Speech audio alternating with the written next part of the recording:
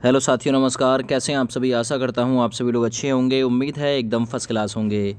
GK से एक और उपयोगी क्लास आप लोगों के लिए। टॉपिक है जीएसटी। ये एक ऐसा टॉपिक है जो यूपी पुलिस के एग्ज़ाम के लिए वरदान है। यानी आप लोग यूपीएसआई की तैयारी कर रहे हों, कांस्टेबल की, जेल वार्डन की, पीएससी की, या असिस्टेंट रेडियो ऑपरेटर, और भी जो कंप्यूटर ऑपरेटर वगैरह की वैकेंसी निकाली जाती है, तो उन सभी में यहाँ से जीएसटी से एक क्वेश्चन आता ही आता है। वो क्वेश्चन कोई सा भी हो सकता है। और जो अदर एग्ज़ाम है, चाहे वो रेलवे का एग्ज़ाम हो, एनटीपीसी हो, चाहे वो सीजीएल का एग्ज़ाम हो, है ना, इसके साथ साथ में और भी स्टेट पुलिस हैं, उनमें भी क्वेश्चन पूछा जाता है यहाँ से। तो जीएसटी एक ऐसा टॉपिक है जो विशेषतः सभी के लिए कॉमन है। सभी से रिक्वेस्ट है इस वीडियो को आगे प्रमोट करना। बहुत ही अच्छी इन्फॉर्मेशन यहाँ से आप लोगों को मिलने वाली है। सबसे पहले मैं बात करता हूँ जीएसटी होता क्या है। दोस्तों, जो जीएसटी है वो एक प्रकार का अप्रत्यक्ष कर है। कर मतलब टैक्स है, जिसे गवर्नमेंट आप लोगों से वसूल करती है। ये एक ऐसा टैक्स है जो अप्रत्यक्ष है, अर्थात आप लोगों को ये टैक्स दिखाई नहीं देगा।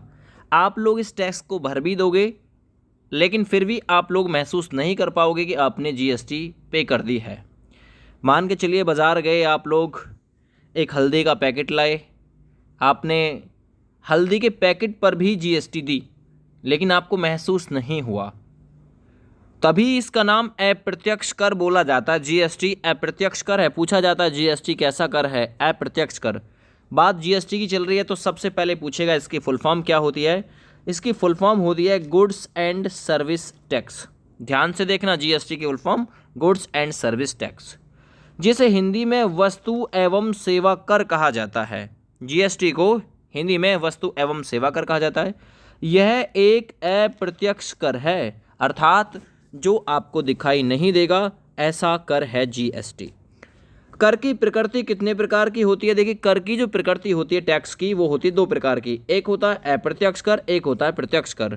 जो अप्रत्यक्ष कर होता है उसे आप लोग कह सकते हैं इनडायरेक्ट टैक्स, और जो प्रत्यक्ष कर होता है उसे आप लोग कह सकते हैं डायरेक्ट टैक्स। कुछ टैक्स ऐसे हैं जो आप लोगों से डायरेक्ट वसूल किए जाते हैं। लाइक एज आप एक जर्नी कर रहे हैं, उस दौरान आप किसी हाईवे से गुजर रहे हैं, वहाँ जो टोल आपको देखने के लिए मिलेगा, टोल, तो उस टोल पर आप लोग प्रत्यक्ष रूप से पैसे देते हैं, यानी कि कर देते हैं गवर्नमेंट को, उस एवज में जो आपने उस रोड का यूज़ किया है, इसके एवज में देते हैं। तो ये तो डायरेक्ट टैक्स हो गया। और इनडायरेक्ट टैक्स जीएसटी हो गया। आपने पे भी कर दिया, पता भी नहीं चला कब कर आपने जीएसटी पे कर दिया। देखिए, जीएसटी के बारे में थोड़ा सा आप लोग आगे समझिए। वर्ष 2003 में अप्रत्यक्ष कर पर गठित केलकर कार्यबल समिति ने वैट आधारित सिद्धांत, है ना, वैट आधारित सिद्धांत पर जीएसटी लागू करने का सुझाव दिया। ये वीएटी क्या है? देखिए, आपसे पूछेगा वीएटी क्या होता है। वीएटी होता है वैल्यू एडिड टैक्स। वीएटी की फुल फॉर्म भी पूछ सकता है, वैल्यू एडिड टैक्स, जिसे हिंदी में मूल्य वर्धित कर कहा जाता है। वर्ष 2003 में कहा गया था केलकर कार्यबल समिति के द्वारा कि आप वीएटी आधारित जीएसटी लागू करें, यानी वैट आधारित जीएसटी लागू करें। तो आपसे पूछ सकता है किस समिति ने कहा? वर्ष 2003 में केलकर कार्यबल समिति ने क्या कहा था? ये कहा था कि हम जो टैक्स या जीएसटी जो लागू करें, ऐसी लागू करें जो वीएटी यानी वैल्यू एडिड टैक्स, मूल्य वर्धित कर आधारित हो। ठीक है। अगला आप लोग एक पॉइंट और याद करिएगा यहाँ से। सर्वप्रथम वित्त वर्ष 2006-2007 के बजट भाषण में पी चिदम्बरम ने 1 अप्रैल 2010 से राष्ट्रीय स्तर पर जीएसटी लागू करने का प्रस्ताव दिया था। आपसे पूछेगा कौन से वित्त वर्ष में? 2006-2007 में। किसने भाषण दिया था? बजट भाषण पी चिदम्बरम ने दिया था। ये वित्त मंत्री देता है भाषण। 1 अप्रैल 2010 को राष्ट्रीय स्तर पर जीएसटी लागू करने का प्रस्ताव दिया था, लेकिन यह जो जीएसटी लागू हो पाई थी वो 1 जुलाई 2017 से लागू हो पाई थी। आपसे पूछेगा भारत में जीएसटी कब लागू हुई? 1 जुलाई 2017 से। लेकिन सर्वप्रथम जीएसटी लागू करने का जो सुझाव दिया था पी चिदम्बरम जी ने दिया था 1 अप्रैल 2010 से राष्ट्रीय स्तर पर, और ये वर्ष 2006-2007 के बजट भाषण में उन्होंने कहा था कि अगर हम लोग 1 अप्रैल 2010 से जीएसटी लागू कर दें तो वो राष्ट्रीय स्तर पर जीएसटी हो जाएगी। ठीक है, यहां से एक एक क्वेश्चन इंपॉर्टेंट है। आपसे पूछेगा भारत में जीएसटी कब से लागू हुई? 1 जुलाई 2017 से लागू हुई, ये इंपॉर्टेंट है। और प्रत्येक वर्ष 1 जुलाई को जीएसटी दिवस भी मनाया जाता है, ये भी याद रखना। देखिए, जीएसटी एक प्रकार से अप्रत्यक्ष कर है जिसने अपने सभी पूर्ववर्ती यानी जो पहले अप्रत्यक्ष कर चले आ रहे थे ना, उनको आच्छादित कर लिया यानी कि कवर कर लिया। तो जीएसटी कैसा कर है? अप्रत्यक्ष कर है, और इसने अपने सभी पूर्ववर्ती यानी अधिकांश करों को जो कि अप्रत्यक्ष कर थे उनको आच्छादित कर लिया यानी अपने अंदर समाहित कर लिया, और उनकी संख्या लगभग 17 थी, ये याद रखना। आगे बढ़ते हैं। सबसे पहले जीएसटी कहाँ पे लागू हुआ? इंपॉर्टेंट क्वेश्चन बनते चले जाएंगे, और ये नोट्स आपको अगर चाहिए पीडीएफ के रूप में तो आपको वीडियो के डिस्क्रिप्शन में पीडीएफ भी मिल जाएगी, डाउनलोड कर लेना दोस्त। सबसे पहले जीएसटी लागू हुई थी फ्रांस में। बात है 1954 की, फ्रांस में सबसे पहले जीएसटी लागू हुआ दोस्त। आगे भारत का जीएसटी मॉडल कहाँ से लिया गया है? भारत में जो जीएसटी लागू की गई है 1 जुलाई 2017 को, ये किस देश के मॉडल पर आधारित है? तो याद रखना, कनाडा के मॉडल पर आधारित है। कनाडा के जीएसटी मॉडल पर आधारित है भारत की जीएसटी, और कनाडा ने 1991 में जीएसटी को लागू किया था। अगर क्वेश्चन पूछे कनाडा ने जीएसटी कब लागू किया, तो ये 1991 में जीएसटी लागू किया था, और भारत का जीएसटी मॉडल कनाडा के मॉडल पर ही आधारित है। सबसे पहले जीएसटी फ्रांस में लागू हुआ था, है ना, वो 1954 में लागू हुआ था, याद रखना। आगे बढ़ता हूँ। भारत जीएसटी लागू करने वाला कौन सा देश है? अगला क्वेश्चन और तैयार। भारत जीएसटी लागू करने वाला कौन सा देश है? 161वां देश है दोस्त। यानी भारत से पहले 160 देश थे जो जीएसटी लागू कर चुके थे 1 जुलाई 2017 से पहले, और वर्तमान में जीएसटी लागू कर चुके देश की संख्या 165 है। 165 प्लस देश वर्तमान में जीएसटी लागू कर चुके हैं। देखिए, थोड़ा सा मैं आगे बढ़ता हूँ। इसमें अटल बिहारी वाजपेयी ये पीएम थे। इन्होंने आर्थिक सलाहकार पैनल में चर्चा की। आर्थिक सलाहकार पैनल में जीएसटी के बारे में इन्होंने चर्चा की। तो इस आर्थिक सलाहकार पैनल में कुल मिलाकर 3 सदस्य थे, जिसमें अटल बिहारी वाजपेयी जी ने चर्चा की जीएसटी संबंध में, है ना। और इसमें जो 3 सदस्य थे वो थे आईजी पटेल, विमल जलान और सी रंगराजन, जो कि पूर्व गवर्नर थे सारे के सारे। तो आपसे पूछेगा अटल बिहारी वाजपेयी ने किस पैनल में चर्चा की जीएसटी के संबंध में? आर्थिक सलाहकार पैनल में। आर्थिक सलाहकार पैनल में कितने सदस्य शामिल थे? 3। कौन कौन थे? आईजी पटेल, विमल जलान और सी रंगराजन। ये जीएसटी के संबंध में यहाँ इन्होंने बात की थी। और अटल बिहारी वाजपेयी ने ही एक समिति का गठन किया था जो कि जीएसटी से जुड़ी हुई थी। वो समिति असीम दास गुप्ता समिति। आपसे पूछेगा असीम दास गुप्ता समिति किससे जुड़ी हुई है? पहला पॉइंट जीएसटी से जुड़ी हुई है। दूसरा पॉइंट है ना, असीम दास गुप्ता समिति का गठन किसने किया? अटल बिहारी वाजपेयी जी ने किया था। और अटल बिहारी वाजपेयी जी के द्वारा जीएसटी प्रारूप तैयार करने व जीएसटी भारत में कैसे लागू किया जाए इसका खाका तैयार करने के लिए बोला गया था, है ना। जीएसटी कैसे लागू हो, कैसे इसका प्रोसीजर तैयार किया जाए, असीम दास गुप्ता समिति का गठन कर उससे जीएसटी के संबंध में यही चर्चा अटल बिहारी वाजपेयी जी के द्वारा की गई थी। अब यहाँ से आगे बढ़ते हैं। जीएसटी प्रारूप समिति के अध्यक्ष कौन थे? Important question. तो जीएसटी प्रारूप समिति के अध्यक्ष थे विजय केलकर। जीएसटी लागू करने का सुझाव किसने दिया था? विजय केलकर समिति ने जीएसटी लागू करने का सुझाव दिया था। एक क्वेश्चन इंपॉर्टेंट है। आगे यशवंत सिन्हा समिति ने भी जीएसटी पर अपनी रिपोर्ट पेश की थी। आपसे पूछेगा जीएसटी पर रिपोर्ट किसने पेश की थी, है ना? यशवंत सिन्हा समिति। आपसे पूछेगा यशवंत सिन्हा समिति किससे जुड़ी हुई है? जीएसटी से जुड़ी हुई है। अच्छा, ये यशवंत सिन्हा कौन थे? तो बीजेपी के पूर्व वित्त मंत्री थे यशवंत सिन्हा, और इन्होंने ही यशवंत सिन्हा समिति के माध्यम से जीएसटी रिपोर्ट पेश की थी, ये याद रखो। आगे बात करते हैं आर्टिकल 265 के संबंध में। क्या कहता है आर्टिकल 265? आर्टिकल 265 ये कहता है कि राज्य के विधि प्राधिकार के बिना कोई टैक्स नहीं लगाया जा सकता। यानी आर्टिकल 265 में ये कहा गया है कि जो कर है ना, विधि प्राधिकार के बिना, राज्य के कानून के जो प्राधिकार हैं इनके बिना कोई टैक्स नहीं लगाया जा सकता, क्योंकि राज्य की सहमति जो होती है वो बहुत ज़्यादा आवश्यक होती है। आर्टिकल 265 ये कहता है कि राज्य के विधि प्राधिकार के बिना कोई टैक्स नहीं लगाया जाएगा। बात करते हैं जो जीएसटी विधेयक आया था, जीएसटी बिल आया था, यहाँ से इंपॉर्टेंट बनेगी एक एक लाइन। जीएसटी जो बिल था, विधेयक था, ये कौन से नंबर का विधेयक था? जीएसटी बिल 122वें नंबर का विधेयक था। ये 2016 में आया था दोस्त, याद रखना। और अधिनियम कौन सा था? अधिनियम था, एक्ट था 101, जीएसटी अधिनियम 101। अगर मैं बात करता हूँ जीएसटी बिल या विधेयक की तो वो था 122वें नंबर का। यहाँ से दोनों क्वेश्चन। और ये कब आया था? 2016 में आया था। अच्छा, बात करते हैं, देखिए राज्यसभा के द्वारा जीएसटी विधेयक को कब पारित किया गया, ऐसा क्वेश्चन पूछेगा। तो राज्यसभा द्वारा जीएसटी विधेयक को पारित किया गया था 3 अगस्त 2016 को।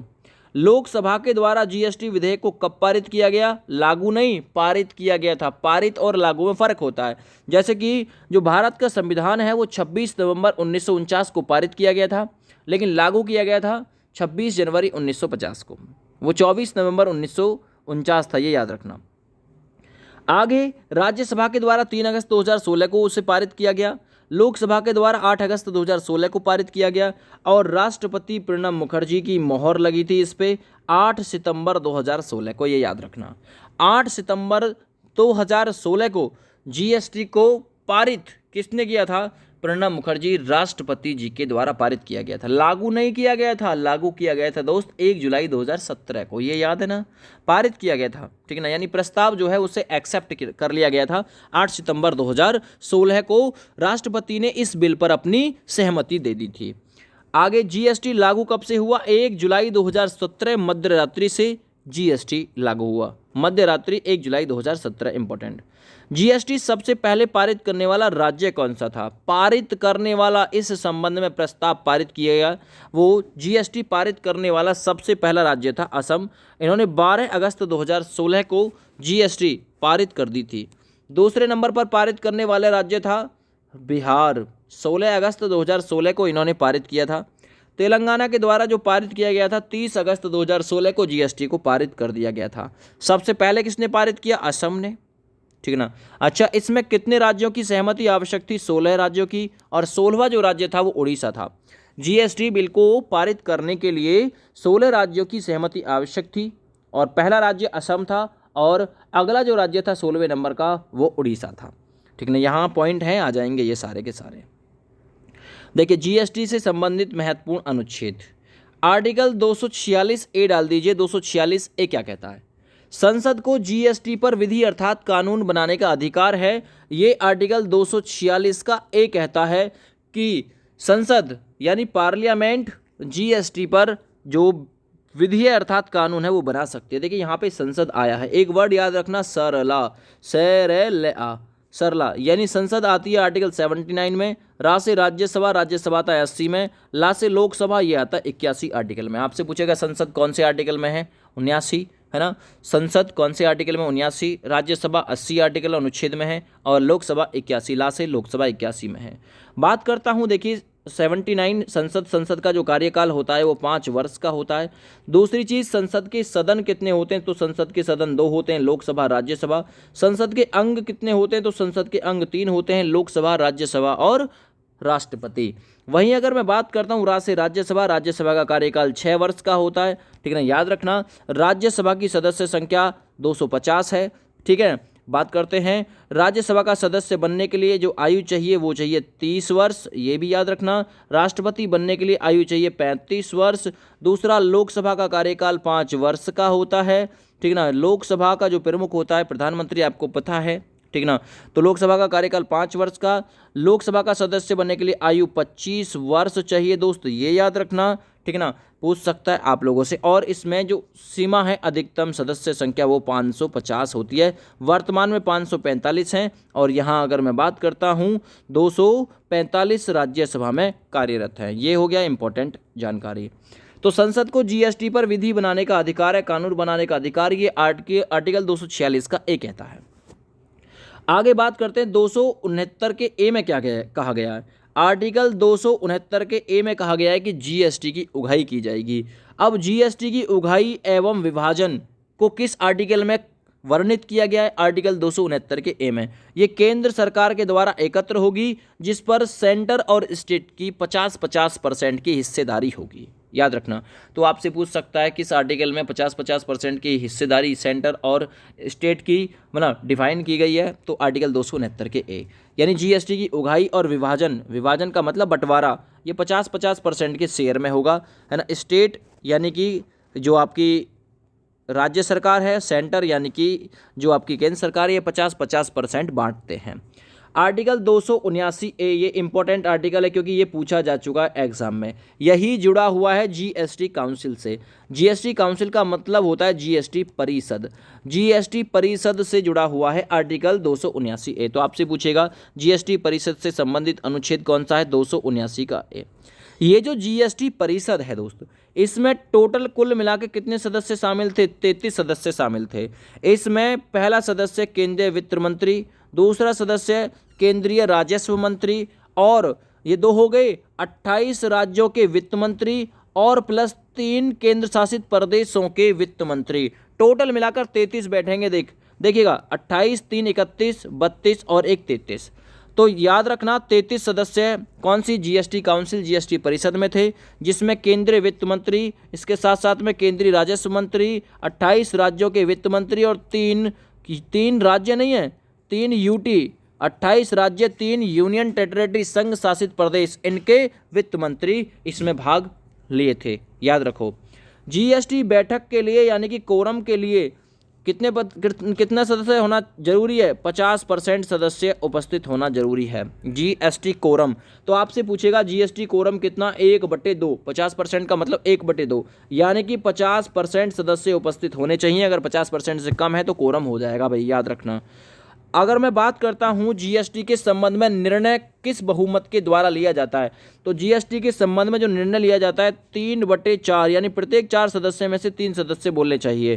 3/4 यानी कि 75% के बहुमत से लिया जाता है। जीएसटी के संबंध में जो निर्णय लिया जाता है 3/4 के निर्णय से लिया जाता है दोस्तों, याद रखना।